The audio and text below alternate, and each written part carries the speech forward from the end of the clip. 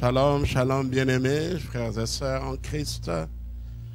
Quand je dis shalom, c'est un souhait, une prière que la paix soit donnée à vous qui nous suivez. Oui, que la paix de Dieu vous soit multipliée, que la grâce de Dieu aussi vous soit multipliée au nom de son Fils Jésus-Christ, notre Seigneur et notre Sauveur.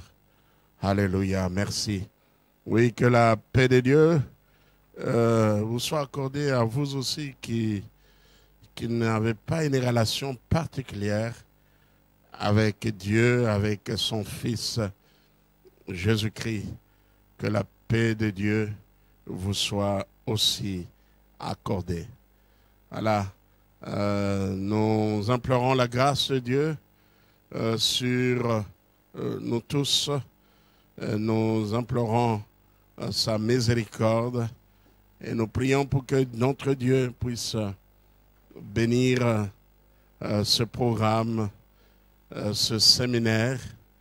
Je suis en train d'enseigner sur ce thème: Christ, notre Pâque, a été immolé à l'occasion de la Pâque ou à l'occasion de la fête de Pâques. Voilà, que Dieu vous bénisse partout où vous nous suivez, vous qui êtes dans vos maisons, vous qui êtes au travail ou quelque part, que Dieu vous bénisse. Nous avons, dans notre premier point de cet enseignement, situé le passage de base de notre enseignement dans son contexte. Si c'est pour la première fois que vous nous suivez, c'est la troisième soirée ou la troisième journée d'enseignement sur ce thème: Christ, notre Pâque, a été immolé. Ce texte ou ce thème, nous l'avons tiré tel qu'il est dans la première épître de Pierre aux Corinthiens, 1 Corinthiens chapitre 5, plus précisément au verset 7e. Mais pour une bonne compréhension, nous lisons le verset 6 à 7, 1 Corinthiens chapitre 5, verset 6 à 7. C'est bien à tort que vous vous glorifiez. Ne savez-vous pas qu'un peu de levain fait lever toute la pâte? Faites disparaître le vieux levain, afin que vous soyez une pâte nouvelle, puisque vous êtes sans levain, car Christ, notre Pâque, a été immolé. Célébrons donc la fête, non avec du vieux levain, non avec un levain de malice et de méchanceté, mais avec le pain sans levain, de la pureté et de la vérité. Nous avons aussi lu la version second 21. J'ai devant moi le texte de cette version de la Bible, second 21, que je trouvais intéressante, que je trouvais pouvant apporter un peu plus de lumière dans la compréhension de notre sujet. Je lis: vous n'avez vraiment pas de quoi être fier. Ne savez-vous pas qu'un peu de levain fait lever toute la pâte? Purifiez-vous donc du vieux levain afin d'être une pâte nouvelle, puisque vous êtes sans levain.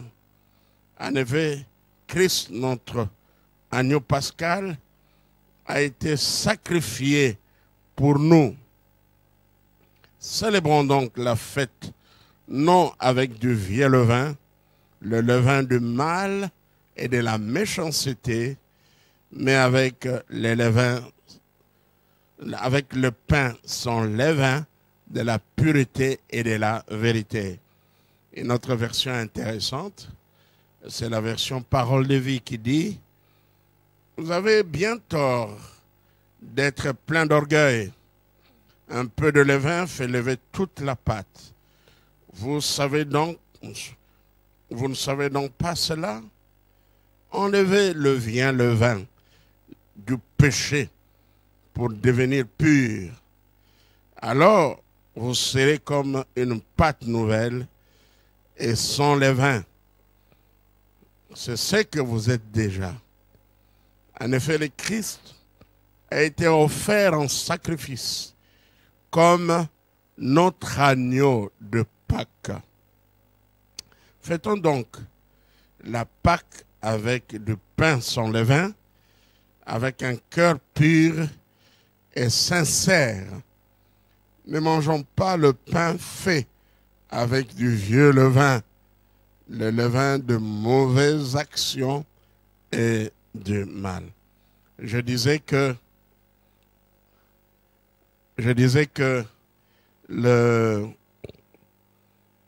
notre premier point était de situer ce texte dans son contexte.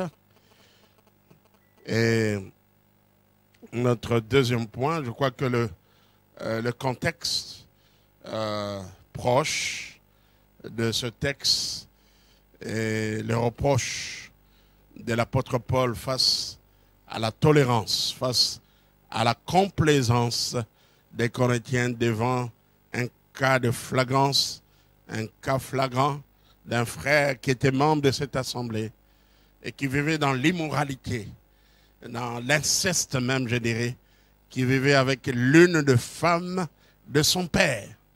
Il était là dans l'église. Il était là dans l'église, dans cette assemblée, et inquiété par personne, peut-être interpellé par personne. L'église de Corinthe est une église où il y avait beaucoup de problèmes.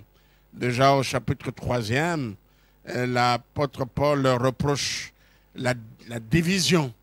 Il y avait des partis pris. Il y avait pour ceux qui étaient pour Paul, il y avait ceux qui étaient pour Apollos, il y avait ceux qui étaient pour Pierre ou Céphas. Et il y a la reproche. Paul traite des Corinthiens et dit, vous êtes des charnels.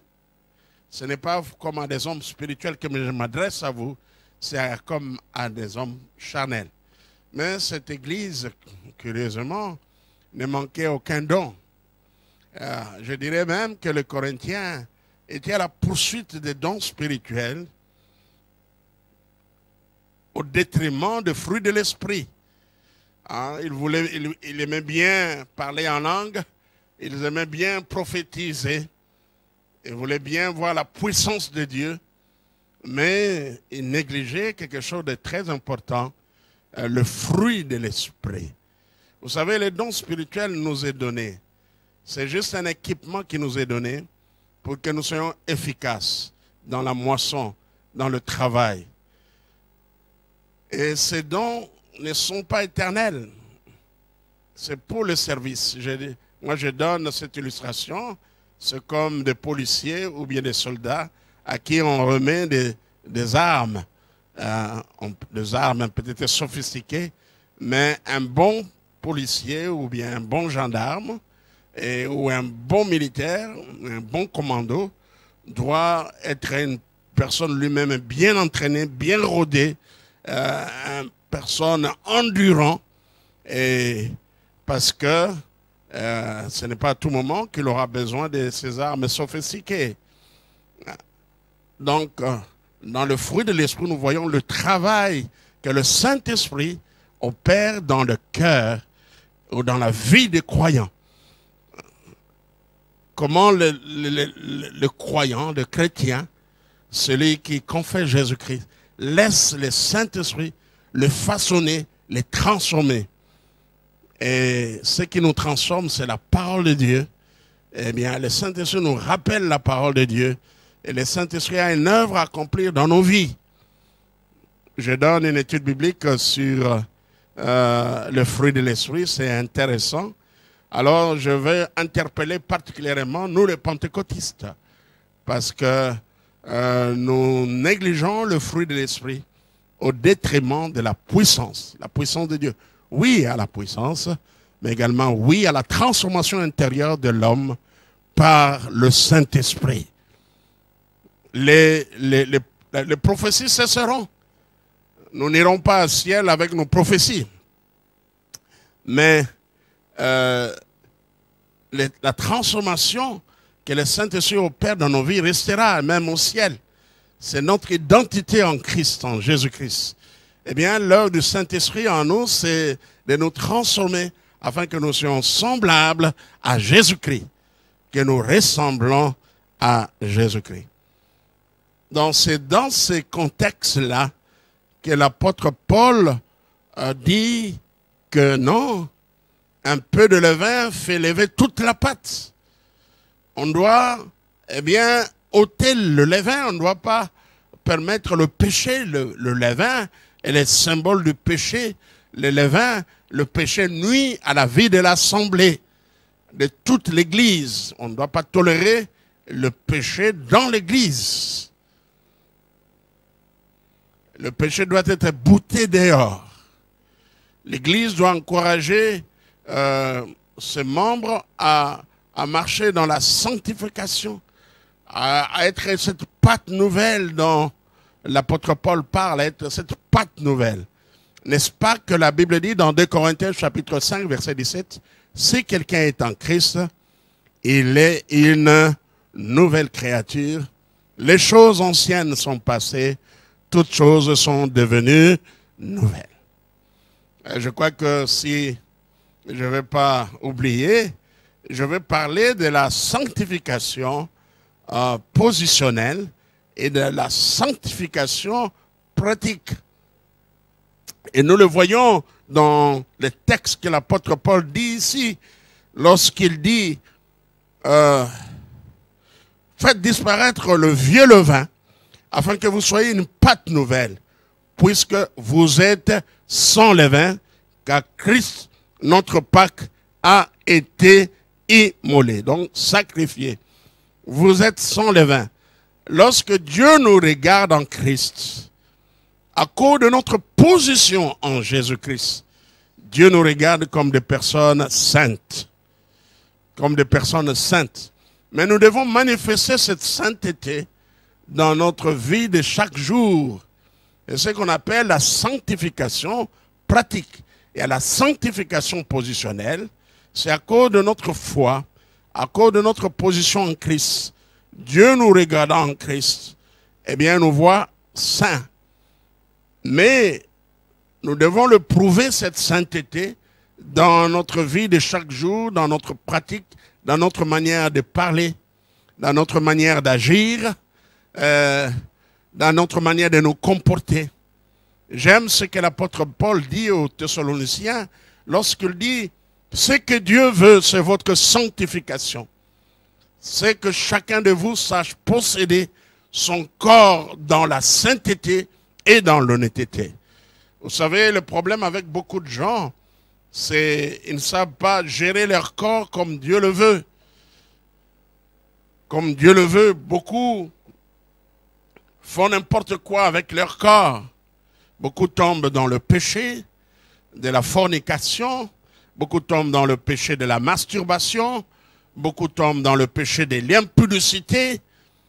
Et l'apôtre Paul dit ce que chacun de vous sache posséder son corps dans la sainteté et dans l'honnêteté. Je vais paraphraser Billy Graham qui a dit, il a dit ceci, celui qui a gagné la bataille du sexe a remporté le combat de la vie. Ça, c'est à peu près ce qu'il a dit. Celui qui a gagné la bataille du sexe a remporté le combat de la vie. Il y a beaucoup de gens qui sont encore esclaves. Je me rappelle un papa, à l'époque, j'étais chantre. Lui, il était membre de l'église. Et à l'époque, on avait ce qu'on appelait des comités de soutien, des comités d'honneur. Alors, membres de l'Église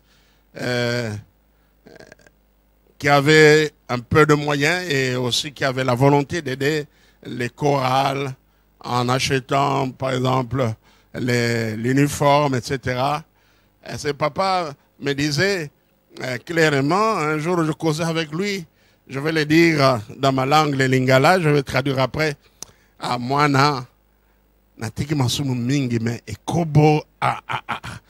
et dit, j'ai abandonné beaucoup de péchés, mais l'impudicité, je ne parviens pas. Alors c'est triste lorsqu'on se dit chrétien, on est esclave de l'impudicité, on est esclave de l'immoralité, de la débauche, et c'est triste.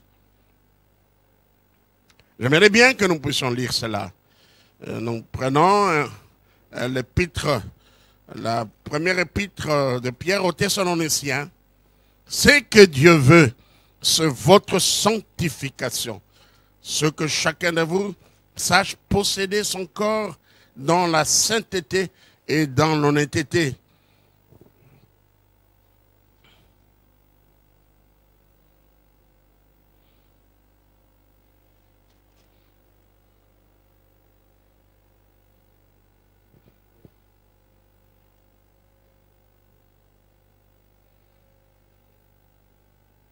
Un Thessaloniciens, chapitre 4e.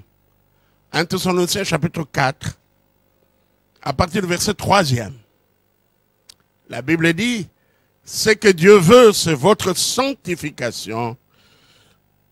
Ce que vous vous absteniez de l'impudicité. Ce que chacun de vous sache posséder son corps dans la sainteté et l'honnêteté, sans vous livrer à une convoitise passionnée, comme font les païens qui ne connaissent pas Dieu. C'est que personne n'use envers son frère de fraude et de cupidité dans les affaires. Voilà un autre domaine. Paul a touché le domaine de la sexualité. Et Paul a touché aussi le domaine des affaires. Pas de fraude, pas de cupidité. Dans ce monde d'affaires, il y a beaucoup de choses qui se passent.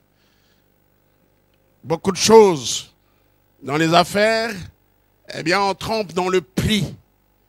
C'est du vol lorsque l'intérêt est au-delà de ce que la loi exige.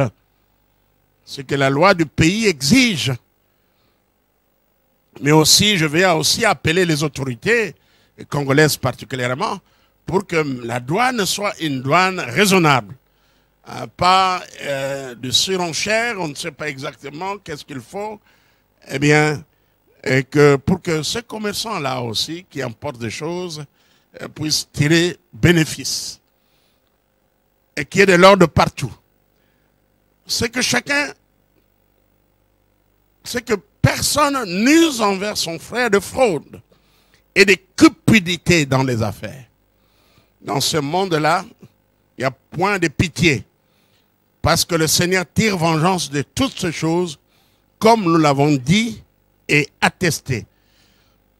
Verset 7e. Car Dieu ne vous a pas appelé à l'impureté, mais à la sanctification. Alléluia. Dieu ne nous a pas appelés à l'impureté, mais à la sanctification. Gloire soit rendue au Seigneur. Donc nous parlions de la sanctification positionnelle. Là, Dieu vous regarde à travers son Fils Jésus-Christ. Il vous voit, vous êtes saints. Malgré les désordres qu'il y avait dans l'église de Corinthe, Dieu s'adresse à eux, aux saints qui sont dans l'église de Corinthe. Mais la sanctification doit être vue dans la vie pratique. La sanctification, c'est une mise à part pour Dieu. C'est une séparation avec le péché. C'est ça la sanctification. Hébreu nous dit sans la sanctification, personne ne verra le Seigneur. Gloire soit rendue à Dieu. Voilà un peu notre contexte.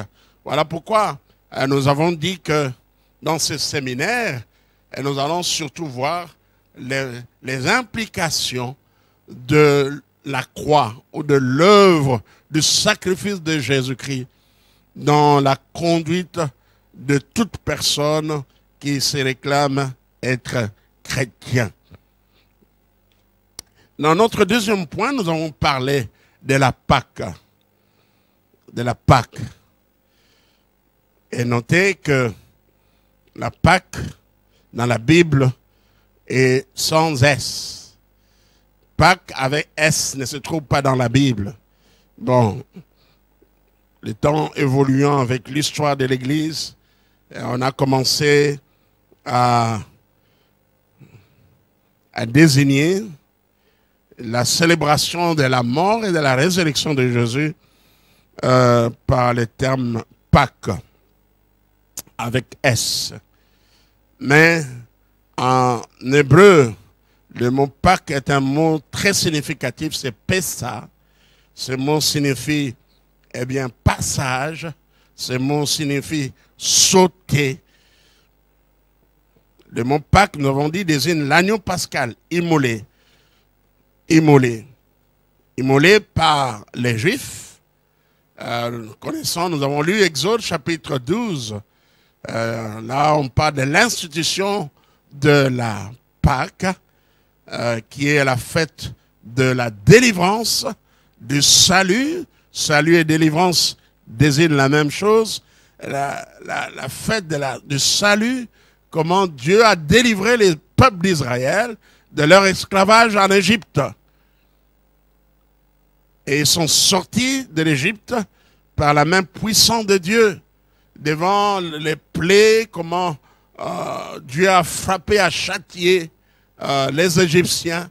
Et la dernière plaie, c'était la mort de tous les premiers-nés, des hommes et des animaux, par un ange exterminateur. Alors, Dieu, dans la Bible, il a appelé ça Pâques. Vous célébrerez la Pâque. Et nous avons aussi demandé de garder mémoire de cela. Là, c'est la Pâque juive. Nous avons parlé aussi de la Pâque chrétienne. La Pâque chrétienne, c'est nous célébrons la mort et la résurrection de Jésus. Il y a un élément intéressant à noter. Au moment où les Juifs célébraient la Pâque, Jésus-Christ s'est donné, lui, l'agneau pascal, au monde. Il était arrêté, accusé injustement, et plusieurs fois, Pilate était devant l'évidence que c'était un innocent qu'on mettait à mort. Mais c'était afin que les Écritures puissent s'accomplir.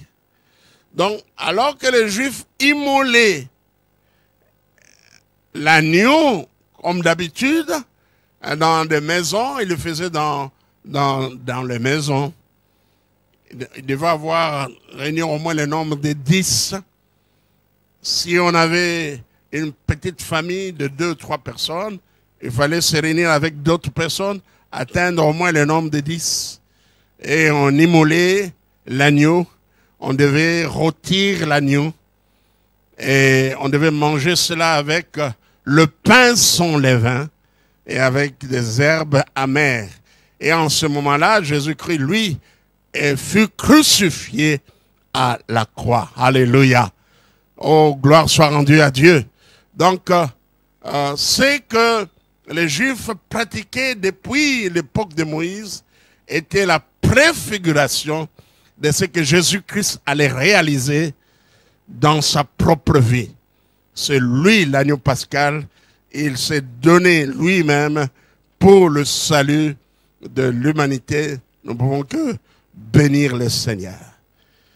La Bible parle de l'agneau immolé, c'est-à-dire, comprenez, l'agneau sacrifié. Et c'est sacrifié pour nous. Nous avons lu hier, là où Jean-Baptiste, lorsqu'il a vu Jésus, il a dit, voici l'agneau de Dieu qui ôte le péché du monde. Nous pouvons prendre nos Bibles, nous voulons lire dans Jean, chapitre 1er. L'évangile selon Jean, chapitre 1er.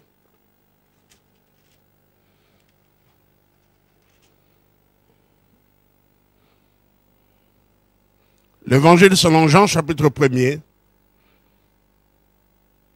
Bien sûr, c'est le verset 29. Et je vais lire un peu plus en avant, à partir du verset 23, par exemple. Moi, dit-il, je suis la voix de celui qui crie dans le désert. Aplanissez le chemin du Seigneur, comme a dit Ésaïe, le prophète. Ceux qui avaient été envoyés étaient des pharisiens. Ils lui firent encore cette question. Pourquoi donc baptises-tu? Si tu n'es pas le Christ, ni Élie, ni les prophètes.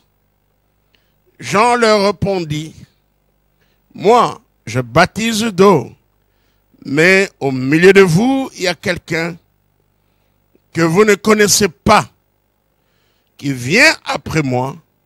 Je ne suis pas digne de délier la couronne, la courroie de ses souliers.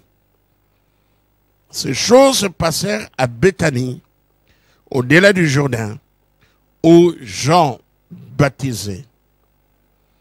Verset 29. Le lendemain, il vit Jésus venant à lui et lui dit, voici l'agneau de Dieu qui ôte le péché du monde. Celui dont je dis, après moi vient un homme qui m'a précédé, car il était avec moi.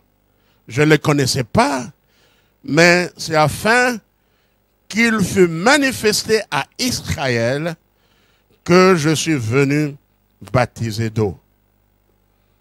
Jean rendit ce témoignage. Je vis l'Esprit descendre du ciel comme une colombe et s'arrêter sur lui. Je ne le connaissais pas, mais celui qui m'a envoyé baptiser, celui-là m'a dit, celui sur qui tu verras l'Esprit descendre et s'arrêter, c'est celui qui baptise du Saint-Esprit. Et j'ai vu, et j'ai rendu témoignage qu'il est le Fils de Dieu. Alléluia. Magnifique témoignage de cet homme, Jean-Baptiste, qui est venu préparer la venue du Messie, Jésus-Christ. Alors, je vais continuer la lecture. Verset 35. Le lendemain, Jean était encore là avec 2 de ses disciples. Et ayant regardé Jésus, qui passait, il dit, voilà l'agneau de Dieu. Les 2 disciples l'entendirent prononcer ces paroles et ils suivirent Jésus. Jésus se retourna et voyant qu'ils le suivaient, il leur dit, que cherchez-vous? Il lui répondit, Rabbi, ce que signifie maître, où demeures-tu? Verset 39. Venez, leur dit-il, et voyez, ils allèrent et ils virent où il demeurait et ils restèrent auprès de lui ce jour-là. C'était environ la 10e heure. Amen. Voici l'agneau de Dieu. Notez, chers frères et sœurs en Christ, cette expression, l'agneau de Dieu, n'apparaît que 2 fois dans la Bible. Et c'est dans ces 2 versets, Jean chapitre 1er, verset 29 et 36, l'expression agneau de Dieu. Mais il y a d'autres expressions similaires, il y en a beaucoup. Quand on parle, par exemple, l'agneau immolé, l'agneau ou l'agneau, Un agneau, c'est le petit de la brebis. Vous connaissez, c'est le petit de la brebis jusqu'à l'âge d'1 an. Le petit de la brebis jusqu'à l'âge d'1 an. L'agneau est connu pour sa douceur. L'agneau est connu aussi pour sa pureté. Voilà Jésus-Christ qui est désigné par Jean, par ce titre, l'agneau de Dieu qui ôte le péché du monde. Ailleurs, comme dans Apocalypse, hier nous avons lu Apocalypse chapitre 5, verset 6, là où il dit « Et je vis au milieu du trône et des 4 êtres vivants, et au milieu de vieillards, un agneau qui était là comme immolé. » Je vous dis que l'œuvre que Jésus-Christ a accomplie à la croix est une œuvre complète. Et c'est fantastique. Même là au ciel, nous voyons les traces de son œuvre accomplie à la croix. Il était là comme immolé. Comme immolé. Et il y a d'autres passages aussi dans la parole de Dieu. Apocalypse chapitre 5, verset 12. Là où il est dit, disait d'une voix forte, l'agneau qui a été immolé est digne de recevoir la puissance, la richesse, la sagesse, la force, l'honneur, la gloire et la louange. Apocalypse chapitre 13, verset 8. Et tous les habitants de la terre l'adoreront, ceux dont le nom n'a pas été écrit dès la fondation du monde dans le livre de vie de l'agneau qui a été immolé. Et l'agneau ne devait avoir aucun défaut. Voilà pourquoi, lorsque Jésus-Christ est mort, on n'a pas rompu ses jambes, sa jambe ou bien ses jambes. On n'a pas rompu cela. C'était une pratique pour précipiter la mort. Mais lorsqu'ils sont venus, on a trouvé qu'il avait déjà rendu l'âme. L'agneau immolé symbolise Jésus-Christ, sa pureté, sa douceur, son acceptation héroïque. On l'a frappé sans menacer et il a subi les coups. Il a subi la souffrance. Et Ésaïe nous en parle dans des termes poignants. Et nous allons les lire dans sa première épître. Jean-Pierre plutôt. Première épître de Pierre. 1 Pierre, chapitre 1er, verset 19. Ce passage nous dit que nous n'avons pas été rachetés. Ce n'est pas par de l'or ni de l'argent que nous avons été rachetés de la vaine manière de vivre, mais par le sang précieux de Christ, comme d'un agneau sans défaut et sans tache. Alléluia. Un agneau de Dieu sans défaut et sans tache.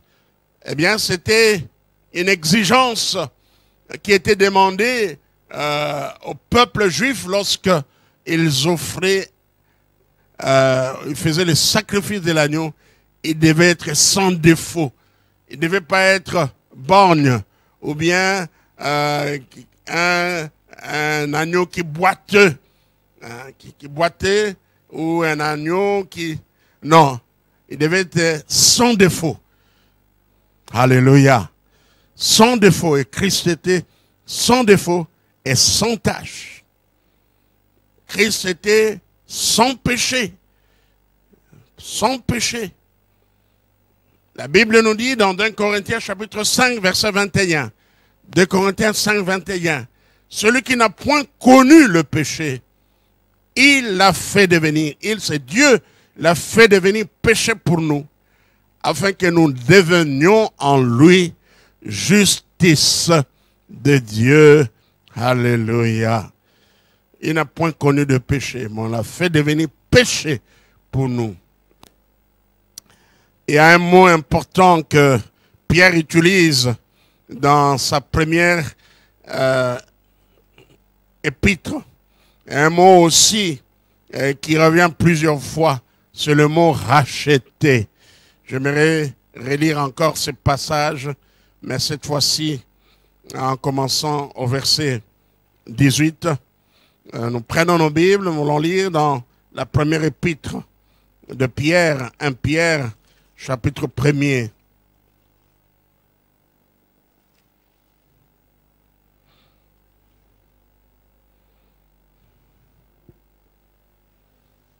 Sachant, à partir du verset 17 et 18, même jusqu'au verset, je vais aller jusqu'au verset 21, la première épître de Pierre, chapitre 1er, verset 17 jusqu'au verset 21.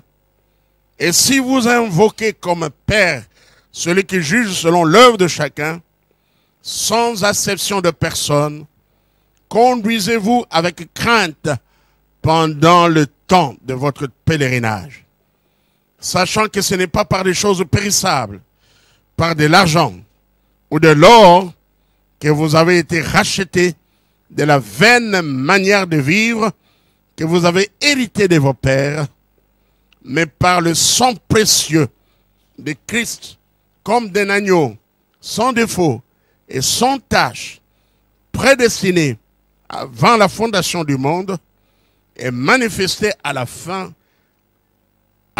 des temps à cause de vous, qui par lui croyait en Dieu, lequel a ressuscité des morts et lui a donné la gloire, en sorte que votre foi et votre espérance reposent sur Dieu. Amen. Magnifique passage. Je voulais dire un mot sur le mot racheter. Racheter. Et ce mot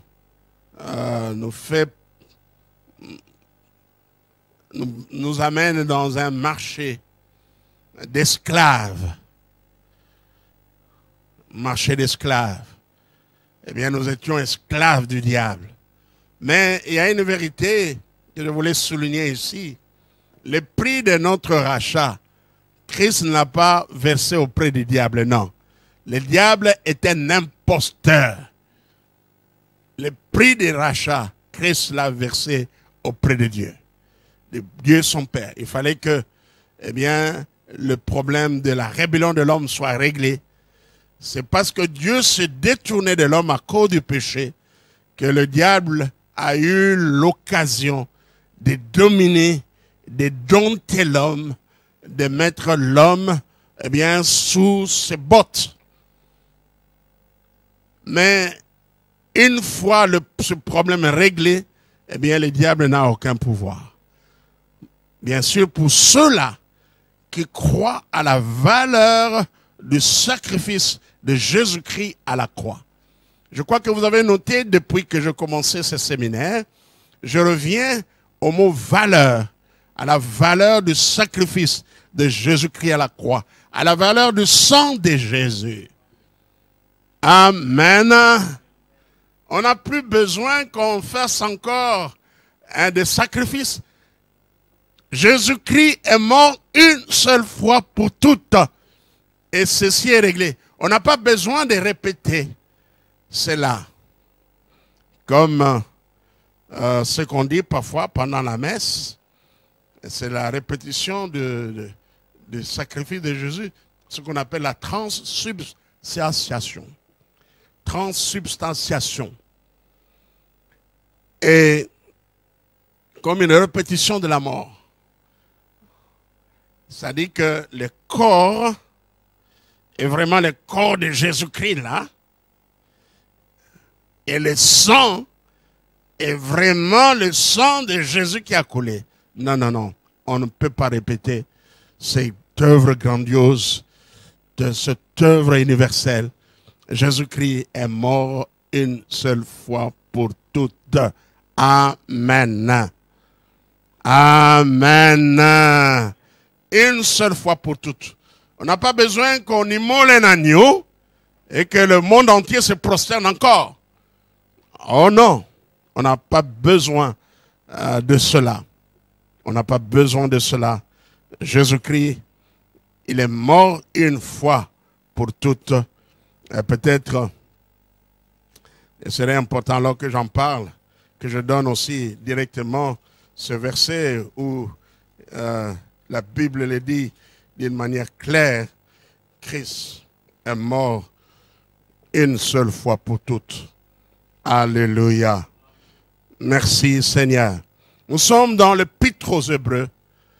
L'Épître aux Hébreux, magnifique. Cet auteur qui est inconnu, il parle de Jésus-Christ comme le plus grand souverain sacrificateur. Les autres étaient selon l'ordre de Melchisédek, mais Jésus-Christ, eh bien, plutôt, les autres étaient selon l'ordre d'Aaron. Les autres sacrificateurs, c'était d'après l'ordre d'Aaron. Mais Jésus-Christ, c'est le souverain sacrificateur selon l'ordre de Melchisédek. Je crois que c'est clair. Ce sont les autres qui étaient souverains sacrificateurs selon l'ordre d'Aaron. Mais Jésus-Christ est souverain sacrificateur selon l'ordre de Melchisédek. Amen. Alléluia. Alors, je vais lire à partir du verset 11e. Nous sommes dans Hébreux chapitre 9, verset 11, le verset qui vient après. Mais Christ est venu comme souverain sacrificateur de bien à venir. Il a traversé le tabernacle plus grand et plus parfait, qui n'est pas construit de main d'homme, c'est-à-dire qui n'est pas de cette génération. Il est entré une fois pour toutes dans le lieu très saint, non avec du sang de bouc et de veau, mais avec son propre sang, ayant obtenu une rédemption éternelle. Car s'il étend le sang de taureau et les boucs et les cendres d'une vache, répandus sur ceux qui sont souillés, sanctifie et procure la pureté de la chair, combien plus le sang de Christ qui, par un esprit éternel, s'est offert lui-même sans tache à Dieu, purifiera-t-il votre conscience des œuvres mortes, afin que vous serviez le Dieu vivant. Et c'est pour cela qu'il est le médiateur d'une nouvelle alliance, afin que la mort était intervenue pour le rachat des transgressions commises sous la première alliance. Ceux qui ont été appelés reçoivent l'héritage éternel qui leur a été promis. Car là, il y a un testament, il est nécessaire que la mort du testateur soit constatée. Un testament, en effet, n'est valable qu'en cas de mort, puisqu'il n'a aucune force tant que le testateur vit. Amen. Alléluia. Et un passage encore intéressant. Verset 22. Et presque tout, d'après la loi, est purifié avec du sang. Et sans effusion du sang, il n'y a pas de pardon. Amen. Il était donc nécessaire, puisque les images des choses qui sont dans les cieux devaient être purifiées de cette manière, que les choses célestes elles-mêmes le fussent par des sacrifices plus excellents que ceux-là. Car Christ n'est pas entré dans un sanctuaire fait des mains d'hommes, en imitation du véritable, mais il est entré dans le ciel même, afin de comparaître maintenant pour nous devant la face de Dieu. Amen. Verset 25.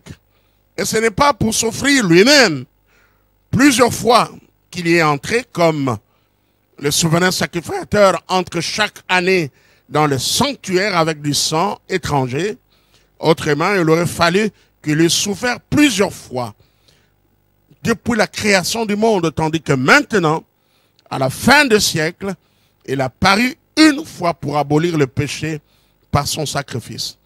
Et comme il est réservé aux hommes de mourir une seule fois, après quoi vient le jugement.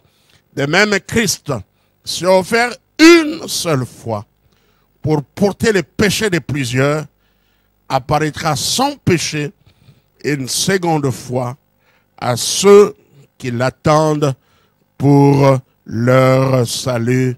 Est-ce qu'on peut dire un amen de joie? Alléluia. Oui, le sang de Jésus. J'ai dit un mot, croire à la valeur, à la puissance du sang de Jésus.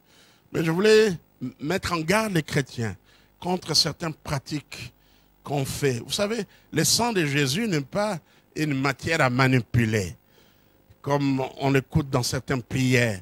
Hein? Je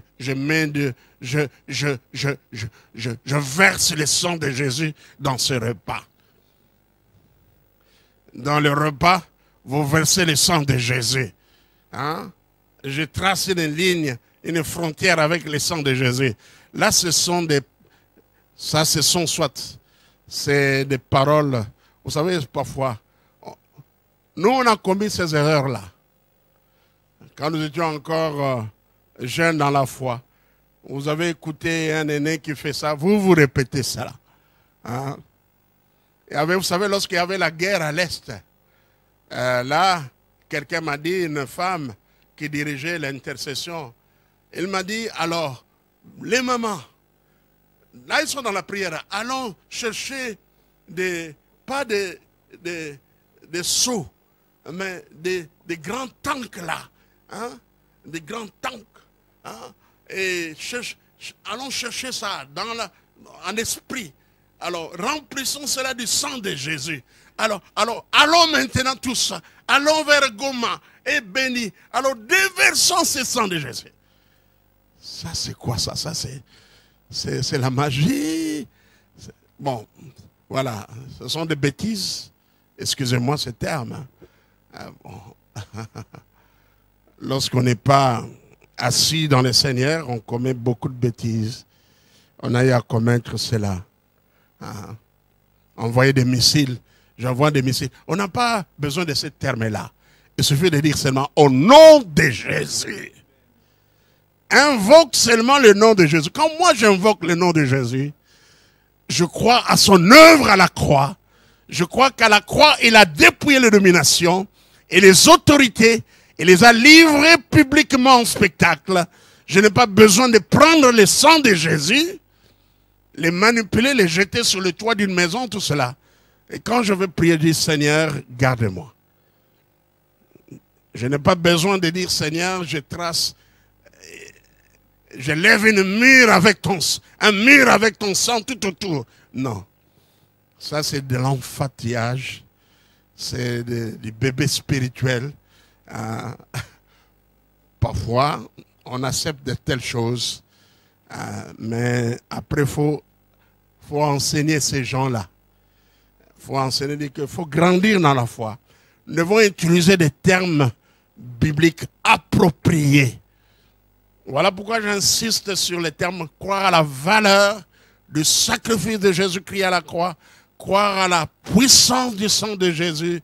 Lorsque vous avez une relation personnelle avec Jésus-Christ, lorsque vous dites Seigneur, étends ta main et guéris, il est là. Lorsque vous dites Seigneur, sanctifie ce repas, purifie. Je n'ai pas besoin de prendre le sang quelque part. Où est-ce que vous puisez ce sang et le verser dans la marmite? Où est-ce que vous puisez ce sang? Vous n'avez pas besoin de cela. Alléluia. Nous voulons voir un langage biblique correct. Un langage biblique correct. Je sais que ça demande qu'on grandisse dans la foi, qu'on grandisse dans la connaissance. C'est pourquoi nous sommes là, pour vous aider à être des chrétiens mûrs spirituellement. Mûrs dans le moment de prier, dans vos prières, et pas faire des prières comme des gens qui sont sans connaissance de la parole de Dieu. Alléluia. Merci Seigneur. Gloire à Jésus-Christ. Que Dieu soit loué, que Dieu soit glorifié. Je crois que nous allons aujourd'hui nous arrêter ici. Je voulais parler de Jésus-Christ, le pain de vie. Je vous invite à lire Jean chapitre 6. où Jésus dit, à partir du verset 46, c'est que nul n'a vu le Père, sinon celui qui vient de Dieu. Celui-là a vu le Père. En vérité, je vous l'ai dit, celui qui croit en moi a la vie éternelle. Je suis le pain de vie. Vos pères ont mangé la manne dans le désert et sont tous morts. C'est ici le pain qui descend du ciel, afin que celui qui en mange ne meure point. Je suis le pain vivant qui est descendu du ciel. Si quelqu'un mange ce pain, il vivra éternellement. Et le pain que je donnerai, c'est ma chair, que je donnerai pour la vie du monde. Et là-dessus, la Bible dit, les Juifs disputaient entre eux, disant, comment peut-il nous donner sa chair à manger? Jésus leur dit, en vérité, je vous l'ai dit, si vous ne mangez la chair du Fils de l'homme, et si vous ne buvez son sang, vous n'avez point la vie en vous-même. Celui qui mange ma chair et qui boit mon sang a la vie éternelle, et je les ressusciterai au dernier jour. Alléluia. Alléluia. Notez que dans ce passage, ils ont présenté Jésus comme le pain de vie. Il est le vrai pain. Il est venu de Dieu. Il est descendu du ciel. Il est présent. Et il donne la vie. Il est vivant. Il est le pain de vie. Il est dit clairement. Il est le pain de vie. Il n'y a qu'un. Il n'y a pas d'autres qui peuvent donner la vie. Il n'y a aucun nom qui a été donné parmi les hommes pour qu'ils soient sauvés, si ce n'est le nom de Jésus-Christ. Il n'y a aucun nom qui peut sauver tous ceux qui vivent sur cette terre. Il n'y a que le nom de Jésus. Vous savez, ces affirmations de Jésus que vous pouvez trouver dans Jean chapitre 6 est un message invitant tous les hommes à croire qu'il est le Messie, qu'il est le Sauveur, dont le sacrifice à la croix est le seul moyen de salut. Amen. Amen. Et lui-même l'a dit, et moi, quand j'aurai été élevé de la terre, j'attirerai tous les hommes à moi. En parlant ainsi, il indiquait de quelle mort il allait mourir. Amen. Quel sauveur merveilleux je possède. Il s'est sacrifié pour moi. Et sa vie innocente, il cède, en mourant lui sur l'infâme bois, attaché à la croix pour moi, attaché à la croix pour moi. Nous voulons chanter ces cantiques. Chantez ces cantiques avec nous. Là où vous êtes.